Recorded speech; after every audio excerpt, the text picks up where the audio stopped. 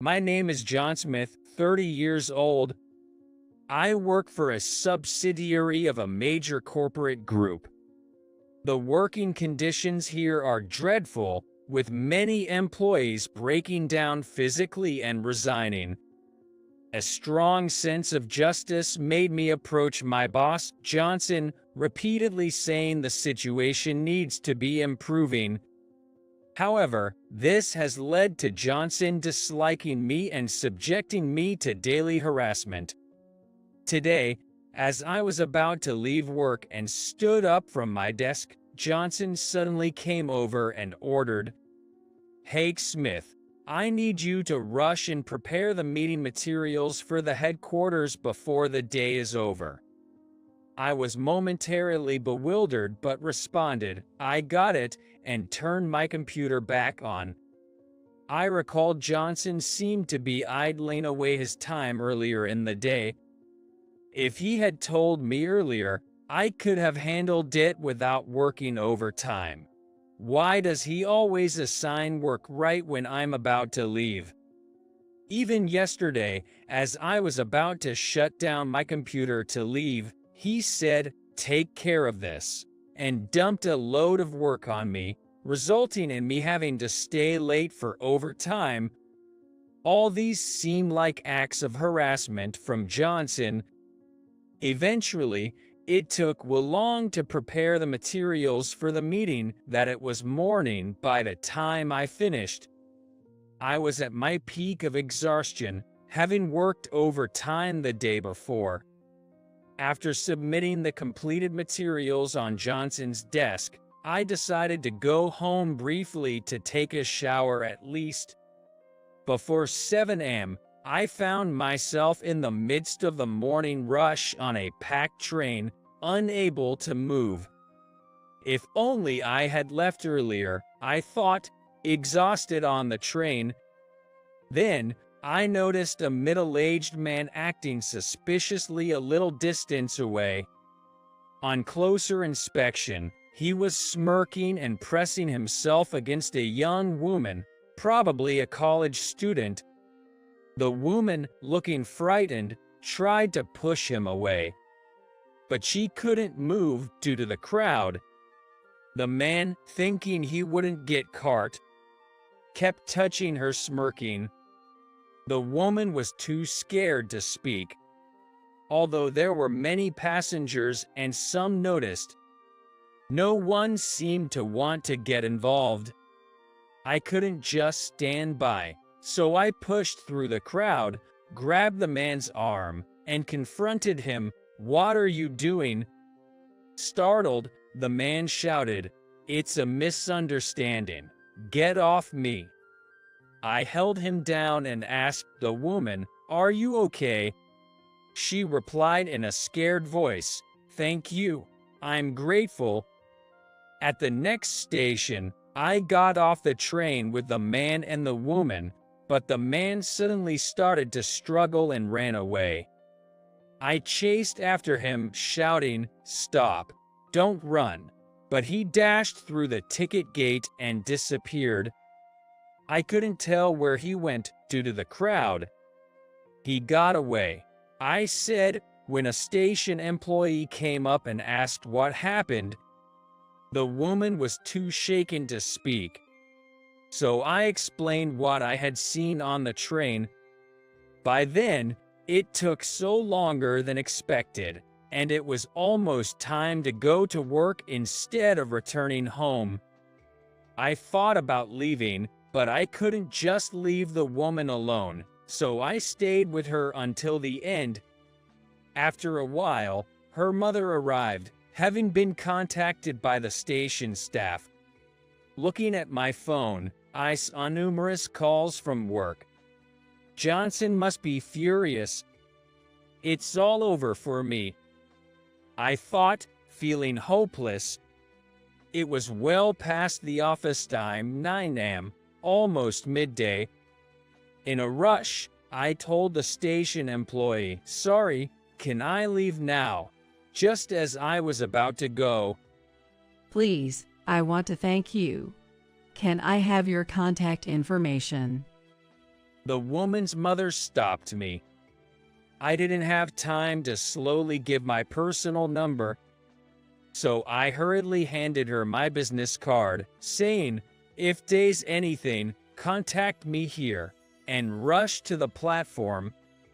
I finally arrived at the office just past 11 a.m. Hurrying to my department, I found Johnson, the department head, glaring at me furiously. I apologized with my head down, saying, "I'm terribly sorry for being late." Then he yelled at me, loud enough to echo through the office, "Useless employees like you are fired, and now you're late too." I tried to explain the reason for my tardiness, but he wouldn't believe me. He shouted again, "Do you really think making up such a story will get you off the hook?" Furthermore, he threw the report I had stayed up all night to complete into the trash, calling it useless. When I asked what was wrong with it, he just said, "I don't need to read the report of a liar to know it's no good," without giving any specific reasons. I was stunned and didn't know how to react. He continued yelling, "Redo it from scratch before the meeting starts." His loud voice made other employees look over uncomfortably. How can I redo it if I don't know what to correct? The meeting with the headquarters was scheduled to start at 1 p.m. If I were to redo the report from scratch, I wouldn't make it in time. I rushed to remake the report. I haven't slept or eaten since yesterday. Feeling dizzy yet focused on completing the task, somehow, I managed to finish it by 1 p.m., but the meeting had already started. When I handed the revised report to Johnson, he yelled, "Your fault we're late to the meeting. Take responsibility." No matter what I did, he would irrationally scold me, and I was at my limit. I almost said, "I quit," when the phone rang from the headquarters. Johnson answered, "Yes, sorry, Smith was late and had made an unusable report, so I instructed him to redo it." Seeing that he had reported my tardiness, I thought, "I'm going to be fired." Then Johnson, after a pause on the phone, said, "Oh, Smith should come too. I got it." He seemed pleased as he hung up and came to me. "Smith, you've been called to the headquarters too. Maybe you're finally getting fired." It seemed like he had been frequently reporting my misdeeds, real and fabricated, to the headquarters, eager to get rid of me. He must have reported many lies about me. I don't want to be in this company anymore. I should hand in my resignation soon. Though I didn't want to face more scolding at the headquarters, I was filled with a desire to escape. I knew I had caused trouble by being late and delaying the report. Even if I was going to quit, I thought it was only right to apologize first. So, I decided to go to the headquarters with Johnson. On the way, he kept insulting me. "How did you even manage to live with such a personality? I'd like to see the faces of the parents who raised you." "So, it's finally time to part ways. I never thought you'd get fired so soon." He seemed to enjoy talking about my impending termination. I was furious but endured silently. Until we arrived. When we reached the headquarters, I was physically and mentally exhausted. Just apologize at the headquarters and then quit right away. At the reception, instead of being directed to the meeting room, we were told, "Please go to the executive office." "Why the executive?" Johnson seemed puzzled. Not understanding the reason, Johnson and I went to the executive's office. Upon knocking, we heard a common. Opening the door, we saw Hayes, the executive, who greeted us with, "Thank you for your hard work. I've been waiting." Hayes, a close friend of the president since childhood, listened to Johnson trying to appeal desperately with flattery. Then, The reason we were late, executive, is because of Smith here. Listen to this. Because of Smith's tardiness, we couldn't attend the meeting. And he even had the nerve to make up a story about saving a woman from a harasser. Hayes listened to Johnson without a smile, his expression stern throughout. I just kept my head down, apologizing. Then Hayes stood up, came over to me, and said warmly, while patting my shoulder, "I'm glad to have a brave man like you in our company." I was dumbfounded, not understanding the meaning, and Johnson looked just as confused. Suddenly, there was a knock at the door. The executive invited, "Please come in." A young woman entered, and to my surprise, it was the woman I had helped that morning. As the woman entered the room, she turned towards me and said, "My name is Miranda Hayes. Thank you for helping me this morning," bowing her head in gratitude. Following her, the executive also bowed and said, "Thank you for saving my daughter." It turned out that the woman I had assisted was a new employee at the headquarters. And even more, she was the executive's daughter. I was surprised but replied, "Are you okay? I'm glad you are safe." Miranda explained that she had shown her father, the executive, my business card and told him about the incident. The department head, who had been listening, suddenly changed his tone, saying, "Smith, you've done a remarkable deed." The executive, observing this with a cool gaze, sternly reprimanded him. "It's outrageous to place all the responsibility on such a brave subordinate." Johnson was speechless, his face turning pale.